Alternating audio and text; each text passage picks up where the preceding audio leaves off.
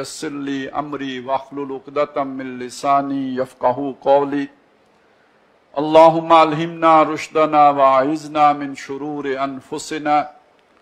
अल्लाहुम्मा अरिनल हक़्क़ा हक़्क़न वरज़ुक़ना इत्तिबाअहू व अरिनल बातिला बातिलन वरज़ुक़ना इज्तिनाबह।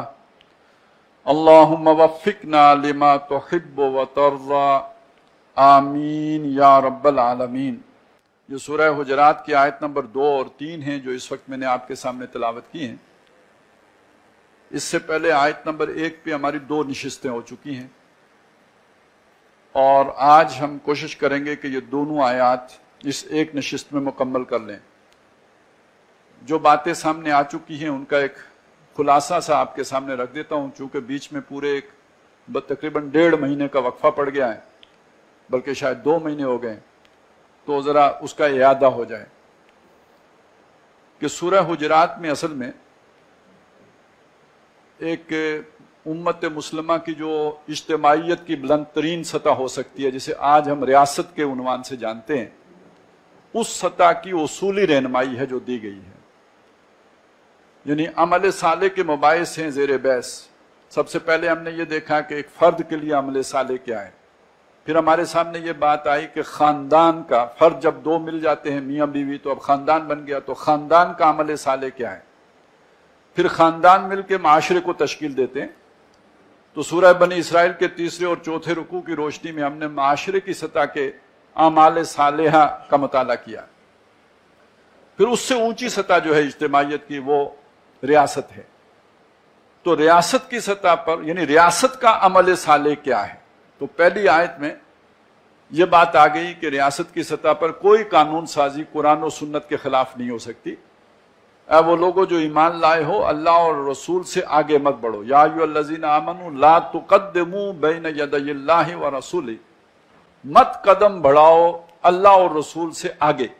तो इसका जो कानूनी मतलब है वो ये है कि कोई कानून ऐसा न बनाओ, कोई इज्तिहाद ऐसा न करो, कोई कानून साजी ऐसी न करो जो अल्लाह और रसूल के अहकाम के खिलाफ हो।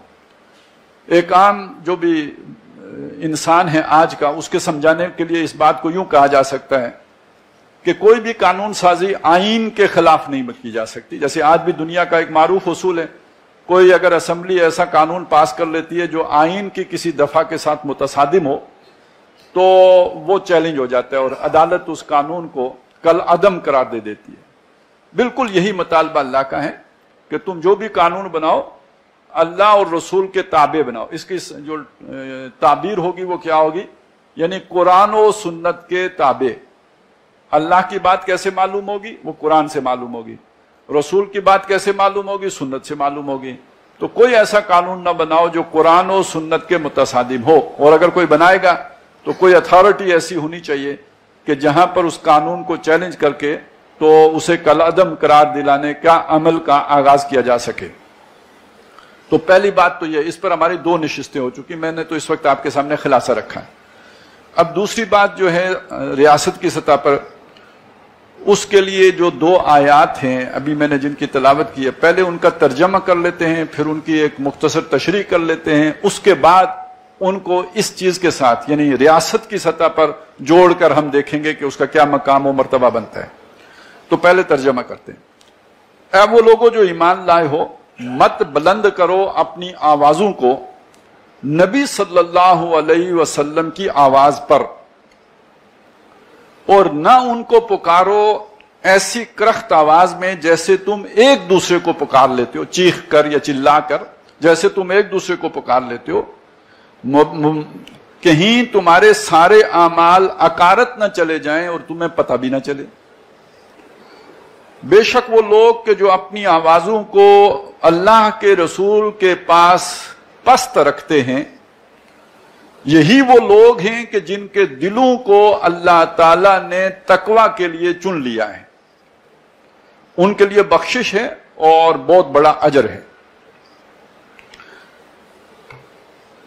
जो भी दीन से कोई रगबत रखता है, मस्जिद में उसका आना जाना है, बहुत नहीं तो कुछ न कुछ खुतबा जुमा जो है वो सुनता है, तकरीर जो जुमे के दिन होती है, تو مجھے یقین ہے کہ اس نے اپنے مسجد کے خطیب سے یہ آیات ضرور سنی ہوں گی. اکثر و بیشتر ان کا تذکرہ ہوتا ہے, سیرت کے جلسوں میں بھی اس کا ذکر آ جاتا ہے. پھر یہ کہ کہیں کوئی توہین کا واقعہ ہو تو اس کے حوالے سے بھی یہ آیات جو ہیں وہ زیر بحث آ جاتی ہیں. لہٰذا مجھے اس کے اندازہ ہے کہ ترجمے سے بھی آپ کو بات پوری طرح سمجھ آ گئی ہوگی کہ نبی اکرم صلی اللہ علیہ وسلم کی محفل ہے, وہاں پہ لوگ بیٹھے ہیں. ظاہر ہے جیسے جب محفل ہوتی ہے گفتگو بھی ہوتی ہے, تو وہاں کا ایک ادب, پہلا ادب یہ سکھایا گیا کہ بلند آواز سے بات نہیں کرنی ہے, آواز کو پست رکھ کے بات کرنی ہے. یعنی جو نبی صلی اللہ علیہ وسلم کی آواز کی سطح ہے, باقی لوگوں کی آواز کی بلندی اس سے کمتر ہونی چاہیے, اس سے اوپر آواز بلند نہیں ہونی چاہیے.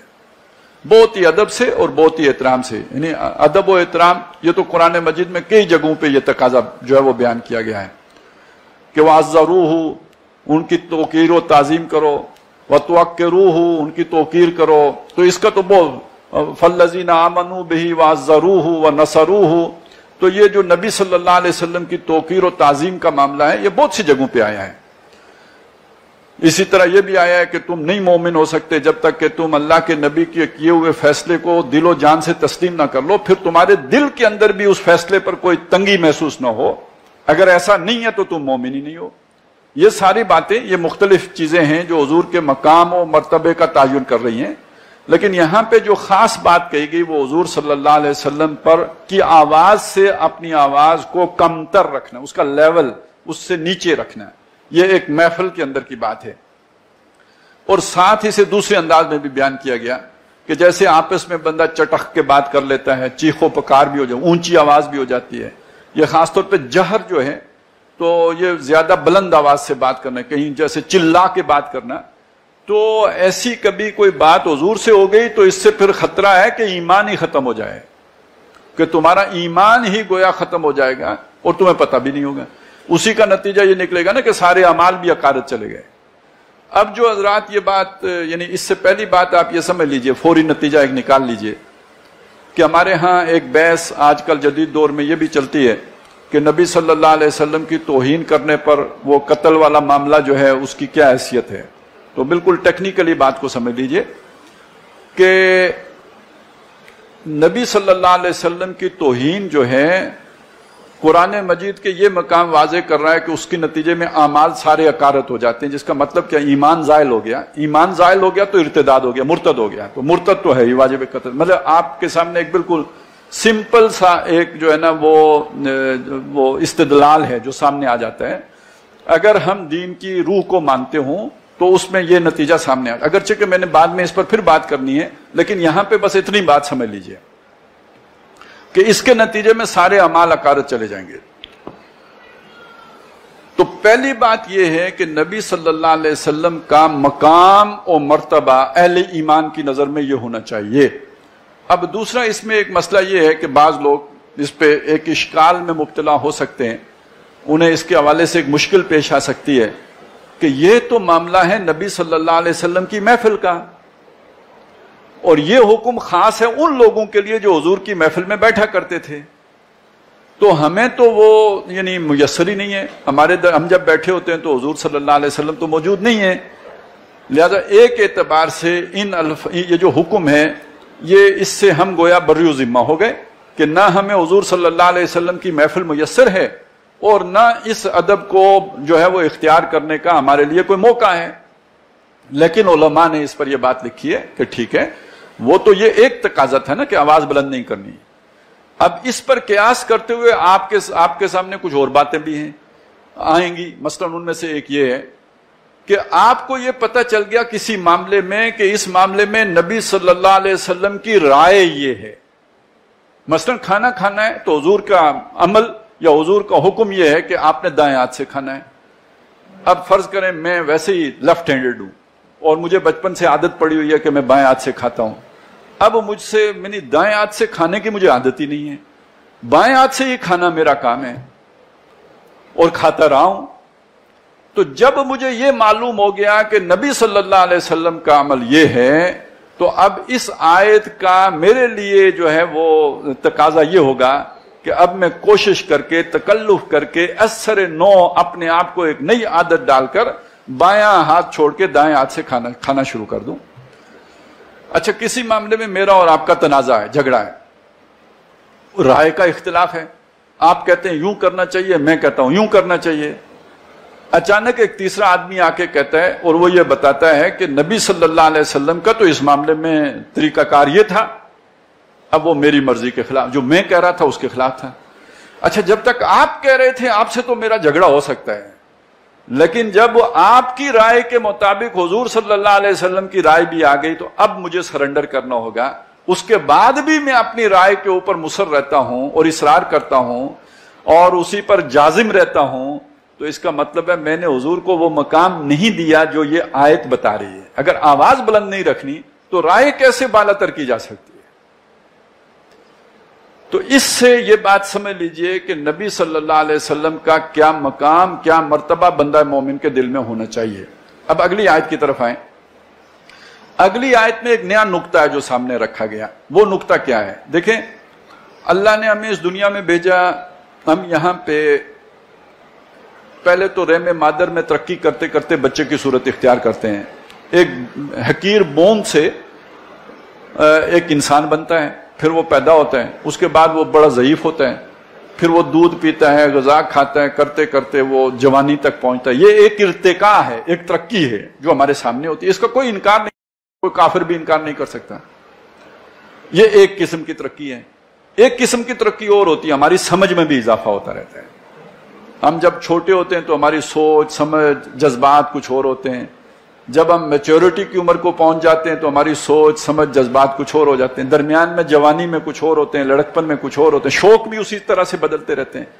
तो हम कहते हैं यार बंदा बाशऊर हो गया है, कहते हैं बंदा बड़ा सियाना हो गया है, तो इसका मतलब वो बंदा सियाना भी आहिस्ता आहिस्ता होता है। ये मैंने दो मिसालें आपके सामने रखी।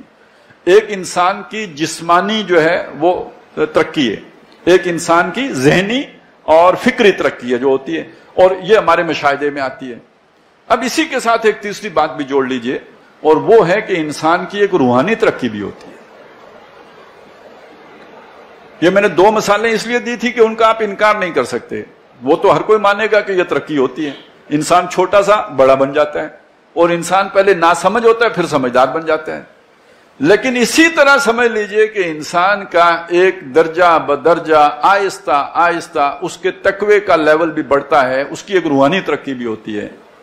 ये जो रूहानी तरक्की है, वैसे तो इंसान देखे ना, बच्चा भी तो मर सकता है ना, उसे जवान किसने किया? वैसे हमें नजर आएगा खुराक खाने से हो गया, हमें नजर आ गया माँ बाप के पालने से हो गया, हमें नजर आ गया कि जो उसने जो एक खास जो है ना वो तरीका इख्तियार किया, खाया पिया, वर्जिश की, भागा दौड़ा, या ये कि उससे तो वो बड़ा हो गया, और जो उसने तालीम हासिल की, एजुकेशन की, उसके नतीजे में समझदार हो गया।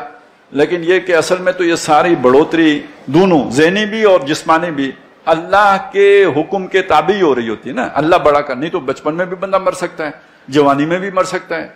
अच्छा, ये कि जरूरी नहीं कि समझदार हो जाए, हो सकता है कि बड़ा होकर भी तो बिल्कुल जो है वो अकल से पैदल ही रहे। तो असलन तो ये अल्लाह बढ़ा रहा होता है, लेकिन ये जो रूहानी तरक्की है ये तो खालिसतन अल्लाह की तरफ से होती है। और इसमें एक मुगालता जो पैदा किया गया है, वल्लाहु आलम कितने लोगों के ज़हनों में होगा, कि देखिए जिस तरह हमारी ग़िज़ा हमें अल्लाह देता है, कोई गैरुल्लाह से ग़िज़ा नहीं मिलती, ग़िज़ा देने वाली ज़ात अल्लाह की है। इसी तरह हमें इल्म देने वाली ज़ात भी अल्लाह की ज़ात है। वह अल्लमा आदम अल अस्मा कुल्लाहा, वसीला कोई भी बन जाता है लेकिन असलन किसकी तरफ से होता है? अल्लाह की तरफ से। ये तकवा जो दर्जा बदर्जा बढ़ता है, या तकवा के इम्तिहान में इंसान आगे जाता है, ये तो खालिसतन अल्लाह की तरफ से होता है। अब वो जो बीच में बात आती है ना, किसी का फैज है और किसी की नजरे करम है, तो उस हद तक के चले, किसी ने जो है वो मेहनत की है, किसी ने तवज्जो दिला, इस हद तक बात मान लेने में कोई हर्ज नहीं है। लेकिन असल बात यह है कि फैज किसका है? अल्लाह का फैज है। नजरे करम किसकी है? अल्लाह की नजरे करम है। हम हदायत किससे मांगते हैं? इहदिना सिराते मुस्तकीम किससे कहते हैं? हम अल्लाह से कहते हैं। तो जब सिराते मुस्तकीम पर चलने लग गए तो किसने चलाया? किसी और का फैज है? नहीं, अल्लाह का फैज है। अब यहां पे यह बताया गया है कि अल्लाह अपने इस फैज से हमकिनार किसको करता है, सिराते मुस्तकीम पर किसको चलाता है, सिराते मुस्तकीम के दर्जों में बुलंद से बुलंदतर दर्जों पर किन को लेके जाता है। روحانی ترقی سے کن کو جو ہے فیضیاب کرتا ہے، کن کو تقوی کے درجے ہے جو بلند کرتا ہے، وہ کون لوگ ہیں؟ وہ لوگ ہیں جو نبی اکرم صلی اللہ علیہ وسلم کا ادب و احترام ملحوظ رکھتے ہیں، با ادب با مراد۔ تو وہ کس کا ادب مراد ہے اس میں؟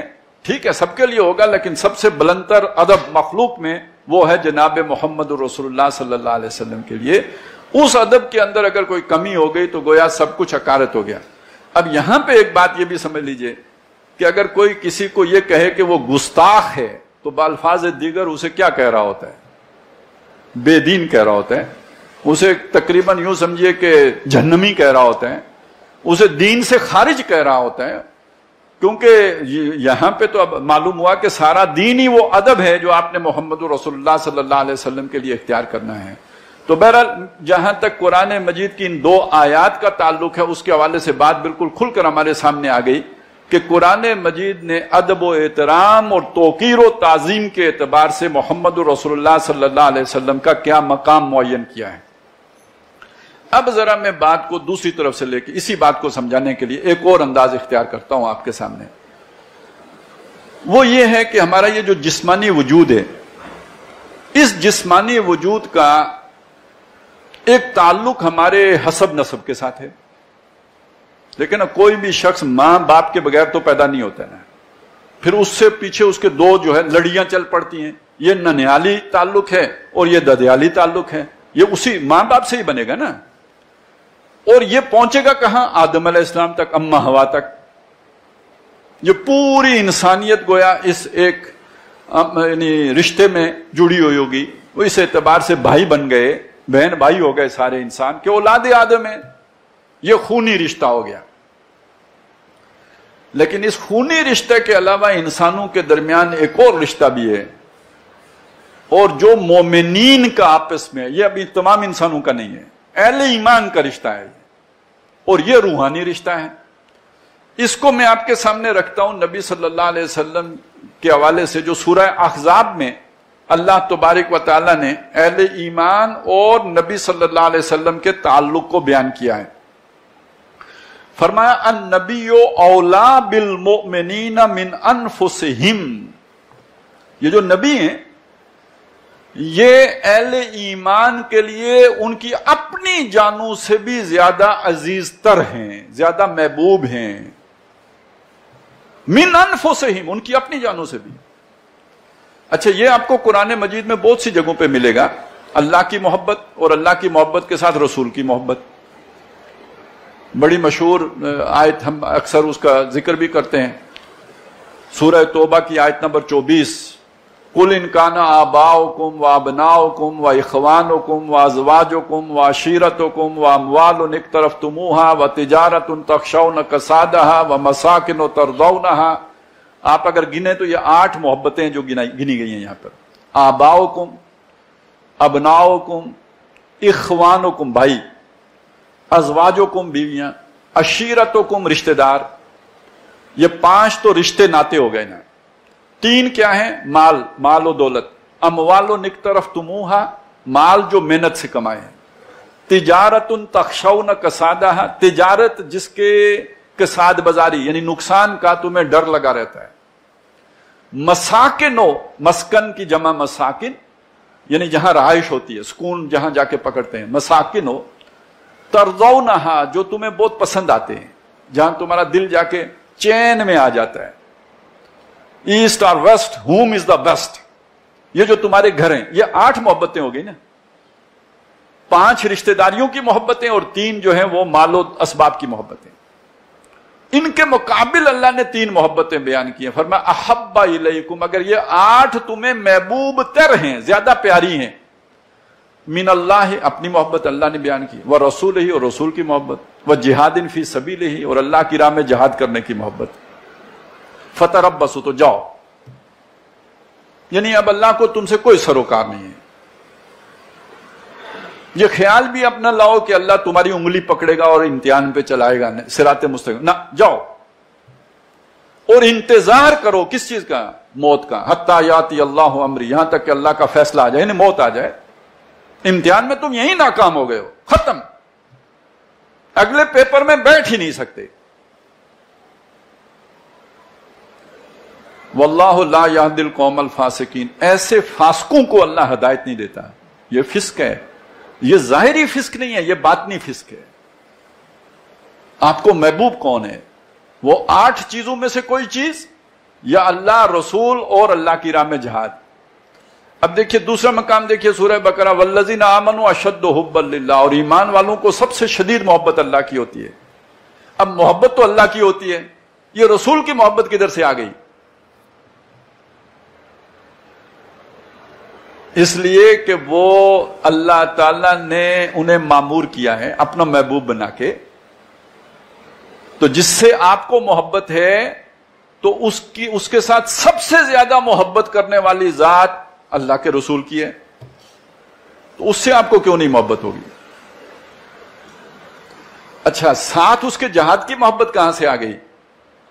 یہ تو محبت زبانی دعوے ہیں نا، یہ میں بھی کر سکتا ہوں، آپ بھی کر سکتے ہیں. یہ اس محبت کی عملی شکل کیا ہے کہ آپ کو اللہ سے سب سے زیادہ محبت ہے؟ جب آپ گردن کٹانے کے لیے تیار ہو جائیں گے. جب ابراہیم علیہ السلام نے اپنے بیٹے کی گردن پہ چھری چلانے کے لیے تیاری پکڑ لی تو ثابت ہو گیا کہ بیٹے سے زیادہ اللہ کا حکم عزیز ہے. بیٹے نے اپنی جان قربان کرنے کے لیے گردن ڈال دی تو ثابت ہو گیا کہ اسے اپنی جان سے بھی زیادہ اللہ تعالیٰ کی محبت اس کے دل میں موجود ہے. تو جب تک آپ قربانی دینے کے لیے جہاد فی سبیل اللہ میں نہیں نکلتے تو گویا آپ کو جان عزیز ہے، گویا آپ کو مال عزیز ہے، مال و دولت دنیا اور رشتہ و پیوند اولین ہے. تو عملی صورت میں تو وہ ظاہر ہوگا جا کے جہاد کی صورت میں. اچھا، اب جب آپ جہاد میں چلے جائیں گے تو اب آپ دیکھیے جہاد غزوہ احد ہو رہا ہے یا اس سے پہلے مکے میں،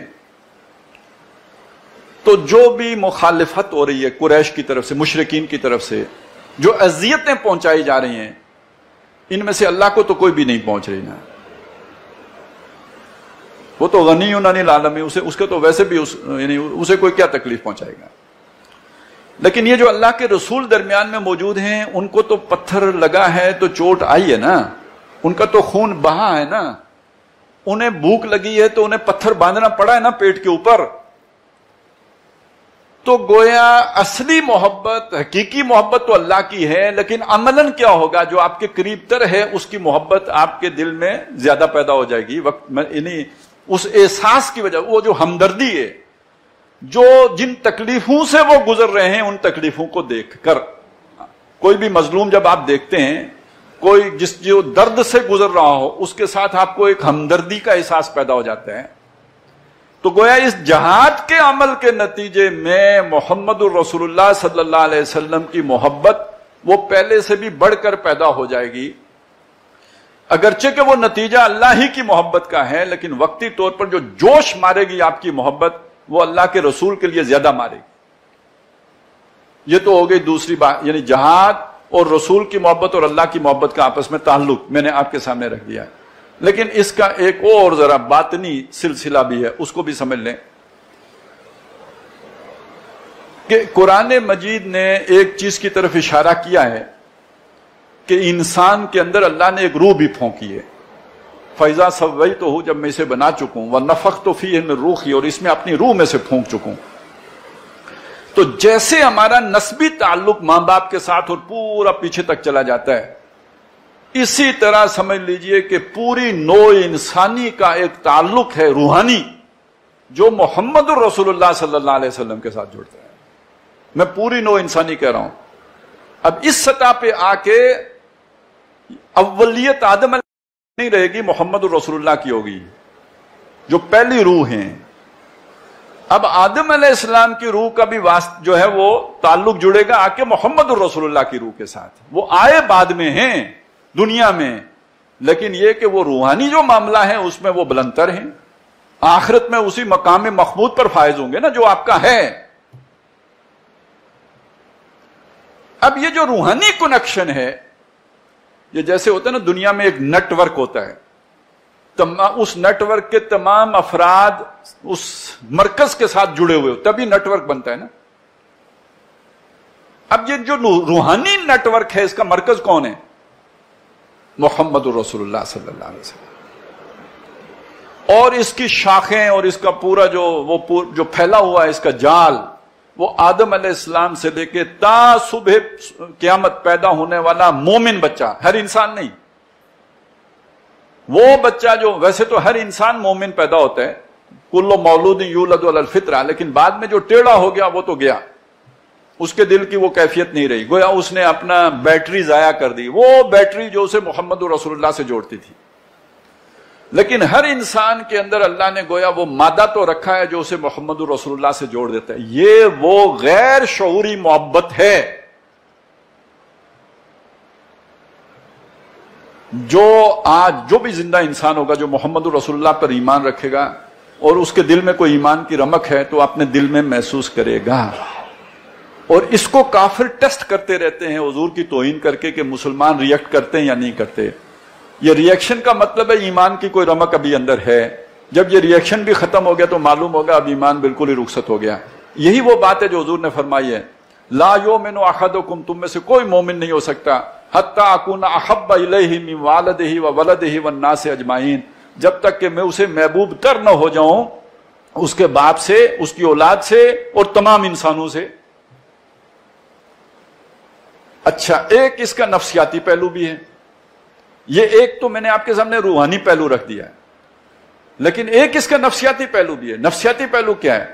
یہ جو امت محمد ہے، امت مسلمہ جسے ہم کہتے ہیں، جسے ہم خیر امت کہتے ہیں، اس کی پہچان ہے محمد رسول اللہ۔ پہچان کا مطلب یعنی سمجھ لیجئے، پہلے جیسے میں نے جسمانی وجود کا ذکر کیا، ہماری پہچان ہمارے ماں باپ ہوتے ہیں جو ہمارے وجود کو جواز فراہم کرتے ہیں۔ ماں آن کرتی ہے یہ میرا بچہ ہے، اور باپ کہتا ہے ہاں یہ میرا بچہ ہے۔ کسی اس آدمی کا تصور کریں کہ جو کسی کو اپنی ماں باپ سمجھ رہا ہو اور 8 10 12 کسی عمر کے کسی حصے میں اسے پتا چلے نہیں ان میں سے میرا کوئی ماں باپ نہیں ہے، اور میرے ماں باپ کون ہیں مجھے پتا نہیں ہے، وہ کس نفسیاتی کرب سے گزرے گا ذرا آپ اندازہ لگائیں۔ یا اس بچے کا پتہ اندازہ لگائیں کہ جس کو اس کی ماں بتائے کہ تمہارے باپ کا پتہ نہیں ہے، تم دنیا میں نہیں کہہ سکتے کہ فلانا میرا باپ ہے، تو وہ تو کتنے نفسیاتی مسائل کا شکار ہو جائے گا۔ ہماری پہچان ہمارے ماں باپ ہیں، آپ اپنے ماں باپ کا یہ ایک احسان ہی نہیں ختم کر سکتے کہ انہوں نے آپ کو پہچان لی ہے۔ اگر کوئی باپ صرف اتنا کہہ دے کہ یہ میرا بیٹا نہیں ہے تو بندہ منہ لگانے کے قابل نہ رہے کسی کو۔ روحانی اعتبار سے اور یہ جو ملت اسلامیہ ہے اس کے اعتبار سے ہماری پہچان کون ہے؟ محمد رسول اللہ صلی اللہ علیہ وسلم۔ یہ بھی غیر شعوری طور پر ہمارے دماغ میں یہ بات ہے، اور اس لیے پھر وہ ریئیکشن آتا ہے۔ ایک آدمی جو ہے وہ نمازی نہیں ہوگا، روزے دار نہیں ہوگا، ہو سکتا ہے وہ جواری ہو، لیکن اگر اس کا تعلق امت مسلمہ کے ساتھ ہے تو محمد رسول اللہ صلی اللہ علیہ وسلم پر کوئی انگلی اٹھے گی تو اس کا دل کرے گا کہ میں اسے جڑ سے اکھاڑ دوں، توڑ دوں، گردن مروڑ دوں اس آدمی کی۔ یہ اصل میں وہ نفسیاتی تعلق جو ہے اس کا یہ مظہر ہوگا۔ آخری بات اس ضمن میں یہ ہے کہ یہ جو ہمارا دین اسلام ہے جو قرآن مجید کی بنیاد پر کھڑا ہے، اس کی جو عملی صورت ہوگی، ذرا قرآن تو الفاظ ہیں، آپ محمد رسول اللہ کو بیچ سے نکال دیں تو ان الفاظ کو جو چاہیں معنی دے دیں، تو اس کی جو عملی صورت ہے وہ در حقیقت محمد رسول اللہ کا عمل ہے۔ ایک چھوٹی سی مثال، اسی سے بات سمجھ میں آ جائے گی۔ مثال یہ ہے کہ جی اللہ نے حکم دیا نماز قائم کرو، کیسے قائم کریں جی؟ جیسے محمد رسول اللہ نے بتایا ہے، یہ 2 رکعتیں ہیں، یہ 4 رکعت، ہر رکعت یوں کر کے ادا ہوتی ہے، یہ تو اللہ نے نہیں بتایا۔ مجھے بتائے نا کوئی جگہ ایسی قرآن مجید کی جہاں یہ ترتیب اللہ نے ہمیں بتائی ہو، نہیں بتائی۔ یہ ترتیب ہمیں سکھائی ہے محمد رسول اللہ نے صلی اللہ علیہ وسلم۔ اچھا، بات اتنی ہی نہیں ہے، یعنی یہ صرف ایک اور انداز میں دیکھ لیں، مطلب قرآن مجید میں جہاں نماز کا ذکر آیا فرمایا اقیم الصلاۃ لدلوک الشمس الی غسق اللیل وقرآن الفجر، یہ سب نے سنا ہوگا، ذرا اس کا ترجمہ تو کریں، کیا ترجمہ ہے؟ نماز قائم رکھو सूरज ढलने से लेकर, ढलने का मतलब यह है कि वो जब पूरी बुलंदी पे पहुंच गया, जो ही जवाल शुरू हुआ, तो अब यहां से नमाज कायम रखें। अकीमिस सलात लिदुलूकी शम्स इला गसकिल लैल, रात गहरी होने तक। कुरान मजीद दूसरी जगह पे कहते हैं सुम्मा अतिम्मुस सियामा इलल लैल, कहते हैं ना कुलू वशरबू हत्ता यतबय्यन लकुमुल खैतुल अबयज़ु मिनल खैतिल अस्वद मिनल फज्र सुम्मा अतिम्मुस सियामा इलल लैल, कि सुबह की सफेद धारी के सामने आने से पहले, जब तक काली धारी सफेद धारी अलहदा नहीं हो जाती, यानी सहरी, तब तक खाओ पियो, उसके बाद रोजा रख लो। और कब तक रखो? रात तक रखो। तो पूरा दिन रखते हैं ना। अब इस पर कियास कर लें कि अकीमिस सलाता लिदुलूकी शम्स, जब सूरज ढल जाए तो नमाज कायम कर लो। कब तक कायम करें? इला गसकिल लैल, रात गहरी होने तक। तो इसका मतलब तो ये होगा कि तकबीर तहरीमा कह दें जब सूरज ढल जाए, और सलाम आपने तब फेरना है जब रात गहरी हो जाए। इस पूरे अरसे में आपने नमाज में खड़े रहना है। ये तो मोहम्मद रसूलुल्लाह ने बताया ना कि ये जोहर पढ़ के जाओ, अपने काम करो, फिर असर के वक्त आ जाना, फिर उसके बाद मगरिब के बाद आना, सूरज गुरूब होने के बाद आना, मगरिब पढ़ लेना, फिर जब रात गहरी होगी तो इशा पढ़ लेना। ये तो हुजूर ने आसानी बताई है ना आपको। नहीं तो अल्लाह के हुक्म की तो अगर अल्फाज पर जाएंगे जाहिर पर, तो मैंने आपको बता दिया कि फिर आपको जोर से माशाल्लाह जवाल से शुरू करना पड़ेगा, और रात गहरी होने पर ही सलाम फिरेंगे। तो जैसे रोजा टूट जाता है कुछ करने से, अगर दाएं बाएं गए तो फिर नमाज भी टूट जाएगी। तो इस मिसाल से बात आपकी समझ में आ जाएगी कि जिसे हम दीन इस्लाम कहते हैं वो दर हकीकत सुन्नत रसूल है सारी की सारी। ये वो बात है जो इकबाल ने बयान की है कि ब मुस्तफ़ा बरसा खीशरा के दी हमाउस्त गर बहू न रसीदी तमाम बुलाबिस्त, कि मोहम्मद रसूलुल्लाह के कदमों में पहुंच जाओ कि दीन सब का सब वही है। अगर वहां ना पहुंच सके तो फिर अबुलाबियत है, फिर बेदीन हो। वैसे ये बात जो मैंने कही है ना, वो तमाम लोग के जो सुन्नत रसूल को अहमियत नहीं देते, हकीकत के एतबार से बेदीन है। वो बेशक नमाजें पढ़ते हो, बेशक रोजे रखते हो, बेदीन है। जो इत्तिबाए रसूल को जो है वो इख्तियार नहीं करते, हकीकत की सतह पे बेदीन है। हाँ, कलमा गो होंगे, मुसलमान कहलाएंगे, लेकिन ये कि जो ये तकाजा है उसके एतबार से बेदीनी है। तो बहरहाल यहां तक जो बात हमारे सामने आई उससे पता चला कि हमारा सारे का सारा दीन जो है वो जिस मरकज के साथ जुड़ा हुआ है, हमारी पहचान जिस शख्सियत के साथ जुड़ी हुई है, हमारा रूहानी वजूद का कनेक्शन जिस मरकज के साथ है, ये है मोहम्मदुर रसूलुल्लाह सल्लल्लाहु अलैहि वसल्लम। अब आपको अंदाजा होगा कि वो अदब की बात क्यों कही गई, वो एहतराम की बात क्यों कही गई, वो तौकीर और ताजीम की बात क्यों कही गई। यहां तक हमने ये बात समझ ली कि कुरान मजीद का ये मकाम जो है वो हुजूर सल्लल्लाहु अलैहि वसल्लम का कौन सा मर्तबा है कि जो हमारे सामने वाजे करता है। अब इसको जोड़ के देखिए, जो इस सूरह मुबारका का मजमून है, जो इसका यूं समझिए थीम है, जो उम्मीद है, वो क्या है कि जो इस्लामी रियासत है उसके लिए रहनुमाई फराहम करना। तो अब हमने देखना है कि मोहम्मद रसूलुल्लाह सल्लल्लाहु अलैहि वसल्लम की इस्लामी रियासत के अंदर हैसियत क्या होगी। यानी एक हैसियत का तो तयन पहली आयत ने कर दिया कि हुजूर की सुन्नत से हटकर कोई काम नहीं होगा।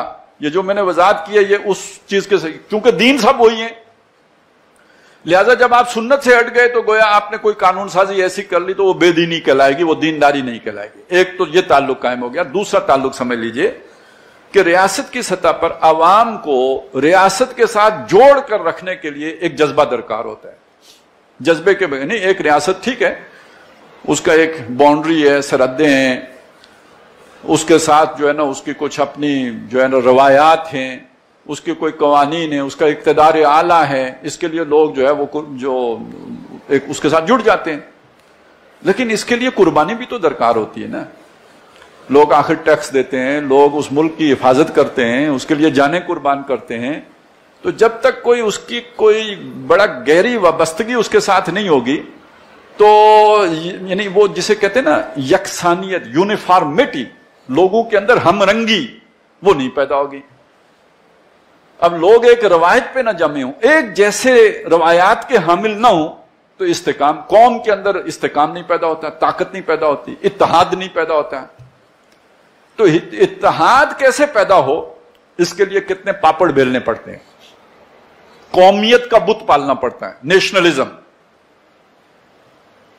پھر اس نیشنلزم وہ لسانی ہو، نسلی ہو، اگرچہ کہ اسے برا بھی کہا جا رہا ہوتا ہے، لعنت بھی کہا جا رہا ہوتا ہے، لیکن اپنی وہ ریاست کے لیے ایک جذباتی قربانی پیدا کرنے کے لیے اس نیشنلزم کو جو پروپیگیٹ بھی کیا جا رہا ہوتا ہے، پروموٹ بھی کیا جا رہا ہوتا ہے، پھر اسی کے بنیاد پر جو ہے قربانی مانگی جاتی ہے، ہماری قوم، ہم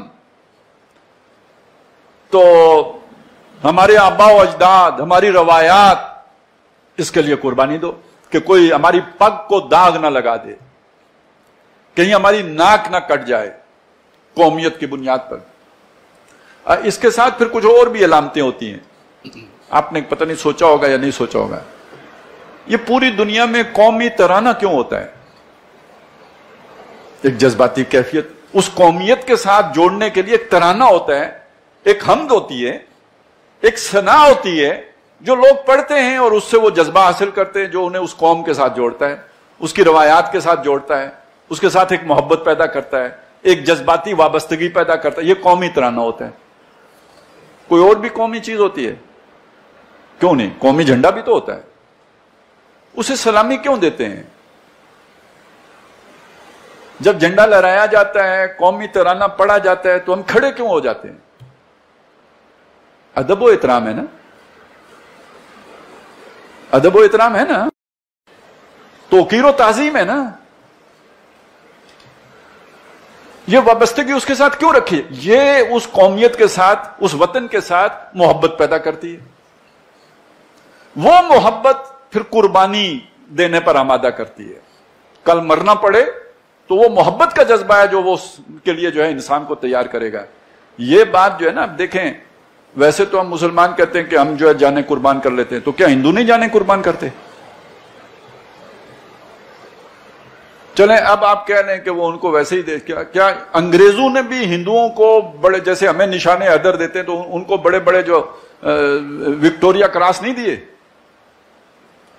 کیا جاپانیوں نے اپنی قوم کی خاطر، اپنے ملک کی خاطر، اپنے وطن کی خاطر خودکش حملے نہیں کیے؟ اپنے ایئر کرافٹ لے کے شپس کی چمنیوں کے اندر نہیں چلے گئے؟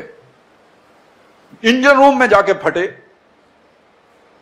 تو دنیا کی ہر قوم کے جو افراد ہیں اپنے وطن اور اپنی قوم کے لیے قربانی کا جذبہ ان کے اندر ہوتا ہے۔ اس کے لیے کوئی محبت کا بت پالنا پڑتا ہے نا، جس کے لیے وہ قربانی دیتے ہیں۔ تو اس کے لیے کتنے پاپڑ ہیں جو مصنوعی خدا پیدا کر کے اور محبوب پیدا کر کے ان کے لیے جو ہے وہ بیلنے پڑتے ہیں۔ ہمیں مستقل محبوب جو اللہ تعالیٰ نے عطا کیا ہے وہ محمد رسول اللہ صلی اللہ علیہ وسلم۔ ریاست کی سطح پر وہ جو محبوب ہستی ہوں گی پوری ریاست کے لیے وہ محمد رسول اللہ ہوں گے۔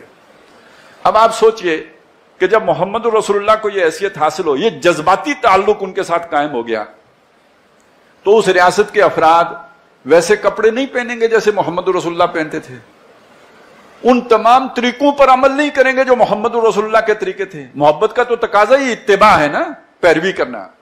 فَاتَّبِعُونِی، پس میری پیروی کرو۔ تو جب سب پیروی کرنے لگیں گے محمد رسول اللہ کی تو پوری ریاست کا رنگ ایک رنگ نہیں ہو جائے گا، یکسانیت نہیں پیدا ہو جائے گی، ہم رنگی نہیں آ جائے گی۔ ایک طرف یہ ہوگا، اور جب سب کے محبوب ہو جائیں گے حضور تو یہ مسلمان آپس میں کیا ہو جائیں گے؟ بھائی چارہ قائم ہو جائے گا۔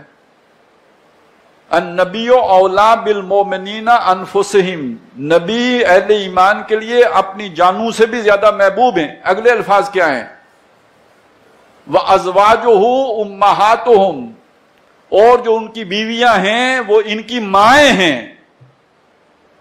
کون سی مائیں؟ جنہوں نے جنا نہیں، روحانی مائیں۔ تو روحانی باپ کون ہے؟ چنانچہ بعض مفسرین نے اس کے آگے اضافہ کیا ہے، بریکٹ میں سمجھ لیجئے، وَهُوَ أَبٌ لَهُمْ، اور وہ جو محمد ہیں وہ ان کے باپ ہیں، روحانی باپ۔ وہ روحانی مائیں، یہ روحانی باپ۔ آپ نے کہا نا، سنا ہے نا، رشتے آسمانوں پر بنتے ہیں. کوئی روحانی تعلق وہاں قائم کر دیا جاتا ہے جو یہاں آ کر میاں بیوی کی اس محبت کی صورت میں ظاہر ہوتا ہے. یہ صرف جنسی تعلق نہیں ہوتا جو محبت پیدا کرتا ہے، بلکہ اس کے پیچھے وہ روحانی تعلق. الطیبات للطیبین والطیبون للطیبات، وہ پاکیزہ تعلق ہے، اور وہ پاکیزہ تعلق روحانی تعلق ہے. تو یہ محمد رسول اللہ اور ان کی بیویوں کے درمیان بھی وہ تعلق ہے روحانی. اور جو ان کی اولاد ہے وہ آپس میں پھر کیا کیا ہو گئے، یعنی پوری امت اولاد ہو گئی نا، آپس میں وہ بھائی بھائی ہو گئے. تو جو ایک قوم کو آپس میں بھائی چارہ درکار ہوتا ہے، اور وہ پھر بھائی چارہ، یہ والا بھائی چارہ ہوتا کیسا ہے؟ ایسا نہیں ہوتا کہ جی ہم آپ کو کالا باغ ڈیم نہیں بنانے دیں گے، ہمارے حقوق آپ کھا جاؤ گے، ہمارا پانی آپ پی جاؤ گے، یا ہمیں ایکسپلائٹ کرو گے، ہمارے حق پہ ڈاکہ ڈالو گے. بلکہ وہاں پہ تو پھر یہ ہوتا ہے یوسرون علی انفسہم ولو کان بہم خصاصہ. جب محبت کا مرکز محمد الرسول اللہ اور اللہ تعالیٰ بن جاتے ہیں تو جو آپس کا تعلق قائم ہوتا ہے وہ ایسا ہوتا ہے کہ ایک بندہ اپنے ضرورت پر دوسرے کو ترجیح دیتا ہے، خود ضرورت مند بھی ہو، اپنے حصے کی روٹی دوسرے کو دینے کے لیے تیار ہو جاتا ہے. اور اس کی جو آخری درجے کی مثال ہو سکتی ہے وہ ہے کہ مرتے وقت کتنی شدید پیاس لگتی ہوگی، آپ اندازہ لگائیں. اور اس موقع پر ایک آدمی جو ہے وہ پانی پینے لگتا ہے کہ اس کے کانوں میں اپنے بھائی کی آواز آتی ہے، العطش کے پانی. وہ کہتا ہے مجھے نہ دو، میرے بھائی کو دے دو. بھائی یہ تو آخری درجے کی بات ہو گئی. باقی دنیا میں وہ جو مکے سے ہجرتیں کر کے آئے تھے مدینے، ان کے لیے اپنے دروازے کھول دیے یا نہیں کھول دیے؟ مدینے والوں نے انہیں بھائی بنایا، اور کیسا بھائی بنایا؟ اپنے گھروں میں شریک کر لیا، اپنے مالوں میں شریک کر لیا. کس حد تک گئے ہیں؟ یوسرون علی انفسہم ولو کان بہم خصاصہ. قربانی، ایثار ایک دوسرے کے لیے. آپ سوچئے کیا سوسائٹی بنے گی، کیا معاشرہ بنے گا. لیکن برکت کس کی ہے؟ یہ محمد رسول اللہ کی برکت ہے. تو آپ کی ریاست کا جو اصل پلر ہے جس پر ایک اسلامی ریاست کھڑی ہوگی، جو اس میں اتحاد پیدا کرے گی، جو اس میں اتفاق پیدا کرے گی، جو اس میں یکسانیت پیدا کرے گی، جو اس میں بھائی چارہ پیدا کرے گی، جو اس میں جذبہ ملی پیدا کرے گی، جو ان کو قربانی دینے کے لیے افراد کو تیار کرے گی، وہ ہے حضور صلی اللہ علیہ وسلم سے تعلق. لہذا جو یہ دو آیات ہیں جنہوں نے واضح طور پر یہ چیز ہمارے سامنے رکھ دی کہ محمد الرسول اللہ صلی اللہ علیہ وسلم کی اسلامی ریاست میں کیا اہمیت ہوگی. ویسے شخصیات ہر دور میں تراشی گئی ہیں باقاعدہ. یعنی میں نے تو کچھ وہ جھنڈے کی مثال آپ کو دے دی، یہ مثال آپ کو دے دی کہ جی ترانہ بھی ہوتا ہے. اسی طرح سمجھ لیجئے کہ شخصیات بھی ہوتی ہیں جو تراشی جاتی ہیں. آپ سنتے ہیں چائنا میں ایک شخصیت ہے ماؤ زیتونگ کی، اس کے بقا امیج بنایا جاتا ہے نا کہ کوئی شخصیت ہو جس کے ساتھ لوگ جڑیں. ہندوستان میں کسی زمانے میں شخصیت تھی گاندھی کی، مہاتما گاندھی. تو کوئی مہاتما ہو نا جس کے ساتھ لوگ آ کے جڑیں. ہمیں اللہ تعالیٰ نے دائمی محمد الرسول اللہ صلی اللہ علیہ وسلم کی شخصیت عطا کر دی. یہ کوئی نیا ہمیں بت تراشنے کی ضرورت نہیں ہے. ہمارے لیے مستقل محمد الرسول اللہ صلی اللہ علیہ وسلم مرکز ملت ہیں، پوری ملت کو جوڑنے والے اور ان پر جمع ہونے والے. اور اب اگر یہ دو باتیں سمجھ میں آ گئی ہیں، اللہ کی محبت، رسول کی محبت، اس کی جگہ پہ جو محبتیں پیدا کی جاتی ہیں، وَمِنَ النَّاسِ مَن يَتَّخِذُ مِن دُونِ اللَّهِ أَندَادًا، اور لوگوں میں وہ بھی ہیں کہ جو اللہ کو چھوڑ کر اس کے ضد و ند بنا لیتے ہیں. يُحِبُّونَهُمْ كَحُبِّ اللَّهِ، پھر ان سے محبت کرتے ہیں جیسے اللہ سے محبت کرنی چاہیے. تو یہ قوم پرستی بھی تو پھر کس کی جگہ پہ آئے گی؟ یہ وطن پرستی کس کی جگہ پہ آئے گی؟ اور ہو سکتا ہے برا لگے، لیکن جب اللہ کی ہم پرستش کرتے ہیں نا، اللہ کی محبت میں اس کی پرستش بھی تو ہوتی ہے نا. ایک تو عبادت ہے، ایک پرستش ہے.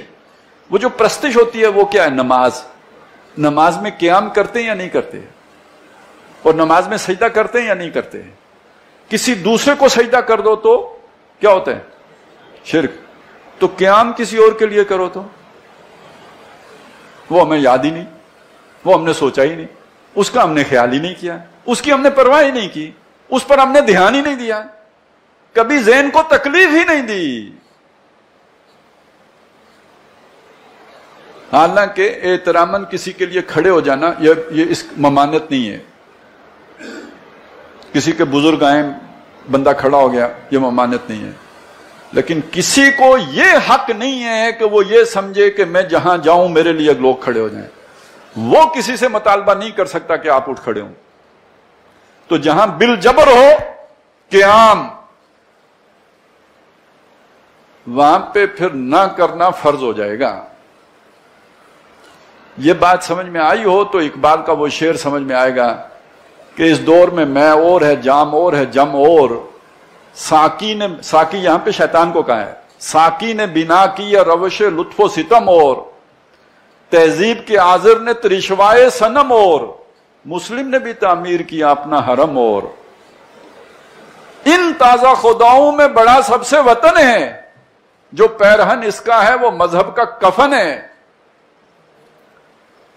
تو یہ جو وطنی قومیت ہے، یہ سمجھ لیجئے کہ اس کی زد کہاں پہ پڑتی ہے اور یہ کس کی جگہ پہ آتا ہے. یہ محمد رسول اللہ کی جگہ پہ آتا ہے. اس لیے وہ ریاستیں جو وطنی قومیت کی بنیاد پر کھڑی ہیں، وہ رسالت کے اس معیار کو ماننے کے لیے کبھی تیار نہیں ہوں گی، اور وہ ہمیں چیک کرتے رہتے ہیں. یہ علیحدہ بات ہے. بدقسمتی ہماری ہے کہ ہم نے ان کی پیروی میں اپنے لیے بھی اسی وطنیت ہی کو حرز جاں بنا لیا، لیکن ہمارے اندر الحمدللہ ابھی بھی وہ عشق رسول موجود ہوتا ہے کہ جو کبھی کبھی اپنا اظہار کر دیتا ہے، جس سے ان کو بڑی مایوسی ہوتی ہوگی. لیکن بہرحال یہ بھی خوشی کی بات ہے. البتہ یہ بات اس کے ساتھ سمجھنے کی ہے کہ جیسے سجدہ غیر اللہ کو نہیں کیا جا سکتا، ایسے ہی غیر اللہ کے لیے جبری قیام بھی نہیں ہے. جہاں پہ اس کا جبر ہو وہاں پہ پھر اس کا انکار کرنا لازم ہے، نہ کہ اس کا اظہار کرنا، نہ کہ اس کے اوپر عمل پیرا ہونا. تو بہرحال یہ 3 آیات کا ہمارا مطالعہ مکمل ہو گیا. پہلی آیت میں ہمارے سامنے یعنی یوں سمجھیے کہ آئین کی بنیادی اساس بیان ہو گئی تھی کہ کوئی قانون قرآن و سنت کے خلاف نہیں بن سکتا، اور یہ دوسری 2 آیات میں ہمارے لیے یعنی یہ رہنمائی دے دی گئی کہ اسلامی ریاست کے میں مرکز ملت کی حیثیت محمد الرسول اللہ صلی اللہ علیہ وسلم کو حاصل ہوگی، جو کسی بھی ریاست کی ضرورت ہوتی ہے. اللہ تعالی ہمیں اس بات کو سمجھنے کی بھی توفیق عطا فرمائے، پھر اسے یاد رکھنے کی بھی ہمیں ہمت دے، توفیق دے. اور اس کی ایک ہی صورت ہے کہ ہم یہ باتیں دوسروں کو سکھائیں، اور کچھ نہیں تو اپنے بچے کو سکھا دیں، اپنے بھائی کو سکھا دیں، اپنے دوست کو کے سامنے ڈسکس کریں. اس سے یہ ہمارے دماغ میں مستحضر رہیں گی. نہیں تو یہاں سنا ہے، آپ کو اچھی بھی لگی ہوگی، لیکن یہ کہ چند دنوں کی بات ہوگی. آپ اپنے کاروبار میں پڑھ کر، اپنے دنیا کے دندوں میں جو بھی ہوتے ہیں بڑی روزمرہ کے، اس میں پڑھ کے یہ باتیں ذہن سے نکل جائیں گی. لیکن اگر ہم ان کو پروپیگیٹ کرنے والے بن جائیں گے، ڈسکس کریں گے، دوسروں کے سامنے بیان کریں گے، پھر یہ ہماری سوچ کا، ہماری فکر کا حصہ بن جائیں گے. اللہ تعالیٰ انہیں ہمیں جو ہے وہ یاد رکھنے کی، دوسروں تک پہنچانے کی، اور ان کو حرز جاں بنا کر ان کے مطابق عمل کرنے کی توفیق عطا فرمائے. اقول قولی ھذا واستغفر اللہ لی ولکم ولسائر المسلمین والمسلمات.